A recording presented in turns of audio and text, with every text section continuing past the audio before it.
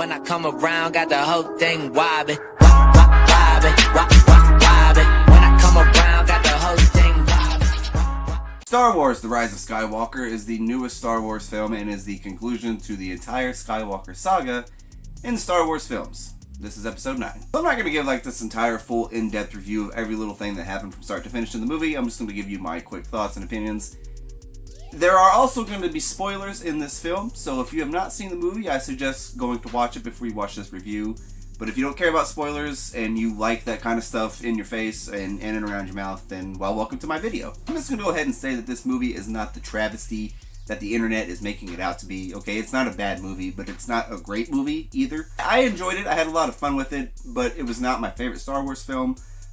In my opinion, it was good, not great. There was a lot of stuff happening in the first hour of the movie that was just all over the place. It's like the movie didn't know what it was trying to do or what it wanted to be. And a lot of that, I think, is because they were trying to clean up everything that happened in The Last Jedi. They were trying to make up for that. They were trying to kind of retcon, not necessarily erase, but kind of overcome what happened in The Last Jedi and try to like have things make sense there. And it just didn't. It just convoluted the movie even more. It just made the story all over the place. And I didn't like that. It's like they had a bunch of unfinished scenes and just cut them all together just to make a runtime for this movie. I think Rey's a cool character. I do. I have no problem with her. I think she's awesome in the movies. But there are times in this movie that she is way, way too powerful. And it's like, how did you have the time to learn how to do some of these things? Okay, some of the stuff that she does in the movie, she doesn't know that she can do. Like, for example, when she force lightnings down the ship that Chewbacca's in, or that we think Chewbacca's in, but he's really not in. He actually lived the entire time when we're presumed to think as the audience that he's dead, but he's not. I was like, how? Yes, I know that she had finished her Jedi training under the command of Leia, but still, I'm like, how are you this powerful already? I didn't really have like a way I wanted to do this review. I didn't know how I wanted to start it off, how I want to end it, so I'm just going to kind of touch on things here and there. It might get confusing, and I'm sorry. There were a lot of stuff that I did like about this movie. I did think the conclusion to the Skywalker saga was good. It wasn't an issue to me. There was so much fan service in this movie, and I'm all about that. Like, I love fan service just as much as the next person, but, you know, when fan service kind of overpowers the questions that need to be answered, then it kind of becomes a problem. Like, we all want to know, how did the Emperor actually survive all these years? How did he survive being thrown down the reactor shaft of the second Death Star? How did he get to the planet Exegol? Like, how did he get there? How did he survive all of this? How has he been alive this entire time up until right now? And Disney's like, hey guys, don't worry about that. Here's a Han Solo cameo. Ooh. Either Rey or Kylo Ren even asked that question, like, how are you still alive? There are many pathways to the Force that some consider to be unnatural. Yeah, I know, you said those exact lines to Anakin in episode 3, and it made sense then, but now it just doesn't make sense at all. But we can all agree that the Emperor's first appearance at the beginning of this film was fucking terrifying, okay? I had small nightmares for about 2 hours straight after seeing this movie. I was like, this is some Conjuring 2 nun shit right here, and I don't know how to feel about it. It never really answers the question as to how Maz Kanata obtained Luke Skywalker's lightsaber from The Force Awakens. She even said in that movie, that's another story for another time. Well, now it's the perfect time because this is the last movie and we're never going to know. Other things that didn't make sense, Disney just kind of slaps us in the face with fan service. Hey, that didn't make sense to you guys? Well, don't worry about that because here's Luke Skywalker lifting his X-Wing out of the fucking water, okay? We all know that was a fan service scene right there because we all wanted that to happen in The Last Jedi when Luke was kind of battling wits with himself as, should I give up or not? Or should I go and help the Resistance? Or should I stay here on this island? We all wanted that Empire Strikes Back nostalgic feeling of Luke lifting his X-Wing out of the water, and he did in this movie as a Force Ghost. He gave it to Rey. Aside from that, that was a pretty badass scene. I really enjoyed it a lot. The biggest things that was talked about before the release of this film was the fact that they were going to include unused footage of Carrie Fisher from The Force Awakens in this film to give Leia's character arc a close. And people were wondering if that was going to work or if it was going to stand out and be way too out of place in the film. In my opinion, no, it didn't stand out. I think it flowed with the story of this movie pretty good. There were times I was kind of like, doesn't seem like it should be here. That kind of seems off. It doesn't make sense to the scene right now. If you guys watch the film, it'll come and go. It's not a big deal. It doesn't stand out enough to cause a problem at all. I think it was beautifully done. I think the way they closed Leia's character, if that makes sense, I thought they did it great. I'm trying not to hate a whole lot on this movie because I did enjoy it. I just walked out of the theater just feeling okay about it, and I didn't want to feel like that when I walked out of the last Star Wars movie that's supposed to wrap up the entire Skywalker saga. I wanted to walk out feeling, satisfied, feeling, it was fucking great. That was litty as a titty, and I didn't feel like that. Like I said, it wasn't a bad movie. It was really good. It just wasn't great. People are saying that J.J. Abrams, that it was a mistake to bring him back, that he did a really bad job with this movie, that he didn't wrap stuff up good enough.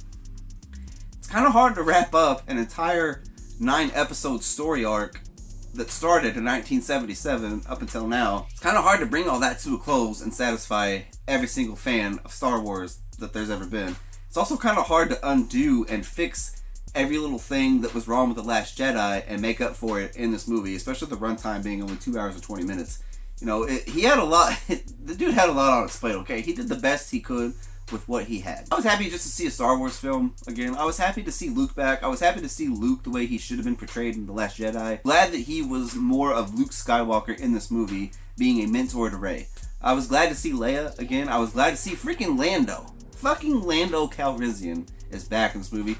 I was also glad to see, spoiler alert, a cameo appearance from Harrison Ford as Han Solo. The only other real problem that I had with this film was the fact that we had the return of the Emperor, because I feel like that kind of defeated the entire purpose of Anakin being the prophecy, the one that said to destroy the Sith and bring balance to the Force, which he did that in Return of the Jedi, and it kind of just erased all of that for this movie. Let me explain that, because I feel like it was never intended to have Emperor Palpatine return in these 3 sequel trilogy films. I feel like since Rian Johnson just kind of killed off Snoke like it was nothing in The Last Jedi, that Disney and everybody's like, well, shit, now what are we gonna do? Let's bring the Emperor back. Let's just bring him back, throw him in this movie as the main threat, and not ever explain how he survived everything that he survived. Touch on the ending real quick here. I thought it was great. I had no issues with it at all whatsoever.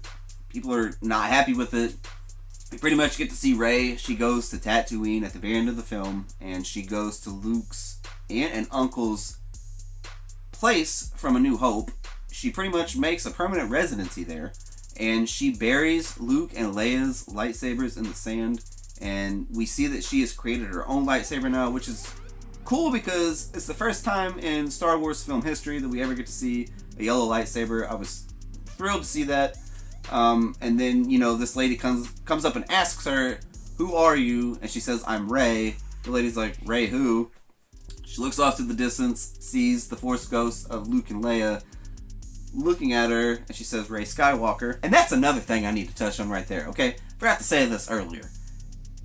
It's never explained how Rey is the granddaughter of Palpatine. Like, that's the biggest question. That is the biggest question that I had through the entire movie. When did Palpatine have a daughter? Okay? We've never ever seen any of this in any of the films. How did he have a daughter? When did he have a daughter? How does he now have a granddaughter who, the timeline doesn't make sense for that. Like, the age and the timeline for all of that just doesn't add up at all. I'm sure I'm not the only one asking that. I'm sure I'm not the only one that's wondering this. And Disney's just like, shh, don't worry about that. It's fucking Lando Calrissian. Be happy. I wasn't happy with the way they ended Kylo Ren's character. The Emperor pretty much lifts him up with the Force, pushes him into this pit, and he's not seen for like another 10 to 15 minutes. And then when he shows back up, he sees that Rey died from exerting herself from the Force too much to defeat the Emperor, that he gives his life force to Rey. And it's the first time we've ever seen Kylo Ren smile in any of the movies he does. He smiles at Rey, and they kiss passionately, and then he just fucking dies. Like Luke just fucking died in The Last Jedi after not doing anything. Like, he shows up to help Rey fight the Emperor, and he takes on the Knights of Ren, and that was a freaking badass scene. Okay, like, we got to see some of Kylo's true power right there, and then he just dies. Like, it's nothing. Like, it's freaking nothing. So a quick wrap up here before I end the video. Was The Rise of Skywalker better than The Last Jedi? Yes, it was. Did it make up for everything that happened in The Last Jedi? No, it didn't. But what did you guys think of Rise of Skywalker? Have you seen it? I would like to know what you guys think down in the comment section below. If you have not subscribed to my channel already, please be sure to do that. And click the bell icon so that you can be notified of everything that goes on this channel. Thanks for watching, and I'll see you guys next time.